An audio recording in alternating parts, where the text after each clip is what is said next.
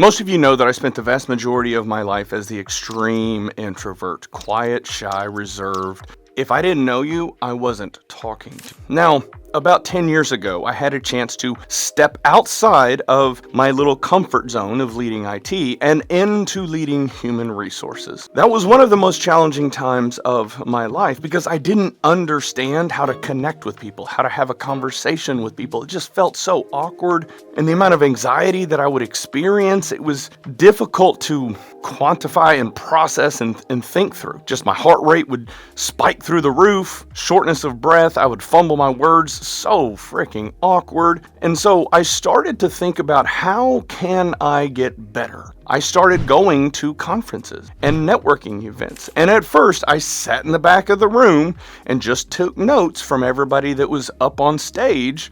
And I thought, oh, cool, I'm getting better at it. Not really. It wasn't until I started being intentional about connecting with the people that were in the room that I started to understand the power of working the room, building meaningful relationships with people, really supporting them, trying to figure out how can you make their lives better? How can you provide more value to them than you were taking from that interaction? So there's a few tricks that I want to talk through today, 3 tricks specifically on things that have helped me. And really it was kind of wrapping some structure around how I approached networking at these events. The very first one that I want to talk about is remembering their name. Fortunately, at conferences and events, people wear a lanyard with their name on it. So it does make it a little bit easier for you to remember their name. Now, historically, I was really bad at remembering names. But whenever somebody would come up and have a conversation with me, or if I was feeling especially spicy, I would go have a conversation with them, walk up, introduce myself. Hey, Joe, it's nice to meet you. My name is Sean. I knew his name was Joe because he had it on his lanyard. When you call someone by name, they immediately start to bring their walls down just a little bit and they start to trust you, and the conversation flows a little bit more organically. Now, how do we remember it instead of just looking at their name badge the whole conversation? Because that gets awkward. I can assure you, speaking from experience, but as they are talking to you, just repeat it in your mind. Joe, Joe, Joe, Joe. And then whenever it comes to a point where you can ask Joe a question, well, Joe, that actually is pretty interesting. What are your thoughts on this? And so what you're doing is you're reciting their name back to them whenever you ask them a question, further establishing trust, further ingraining it into your mind. So that helps out significantly in terms of remembering their name. Now, whenever you walk away from that conversation, one of the things that I also had to do, pull out my phone and make some notes. At this AI conference, had a conversation with Joe. Here are the things that we talked about. That makes it easier so that whenever I save Joe's contact information, I can put those notes, and then if and or when I bump into him in the future, we have something to talk about because I can quickly glance and reference it. So few things around name, very important, but you do have to figure out some tricks around remembering their name, because the next time you see them at a conference and you call them by name, ooh, talk about feeling special. And that's what we want. Every interaction we have, we want to make the other person feel seen and heard. Another thing that I want to get into is matching their energy. If I come off stage and somebody who's a little bit reserved or introverted walks up to me and, hey, Sean, you did a really good job up there. I would love to learn more. Okay, I can immediately sense and tell that this person is a little bit uneasy, a little bit nervous. I'm not going to respond with, Jason, man, that is so cool. I'm glad you got a lot out of it. Because immediately Jason's going to revert because it's going to feel uncomfortable to him. So we want to match the energy of Jason and Kristen and Sally. This is tricky at first because it means you have to be malleable. You have to adapt on the fly. You have to size them up really quickly and see, okay, do I kind of tone it down so that I can have this conversation with Jason on his level? Jason, man, I really appreciate that. Thank you. What were your thoughts? What did you enjoy most about? Perfect. Now Jason feels a little bit more comfortable.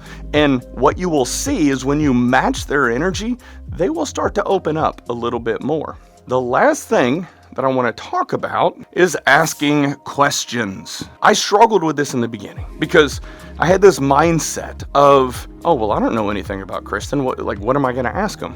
Well, you're at a conference. A good place to start is, hey, Kristen, what do you think about the event so far? All of a sudden, Kristen's going to start running her mouth and sharing, oh, I love this, I love this, I love this. Great. Now you get a better sense of what Kristen's energy looks like, and you match it. Oh my goodness, I love that disc workshop that they had earlier. Were you in on that? When you start broad, like, hey, what are your thoughts on this conference overall? And as Kristen starts answering these questions, you narrow the focus of the question, and you just start asking more and more questions. Whatever door they open up in terms of viable conversation, you just open it up and then continue going down that path, because people are going to be shut off if you ask Kristen about family. That might be a little awkward, and you will see it and know, okay, cool, that's a no-go zone.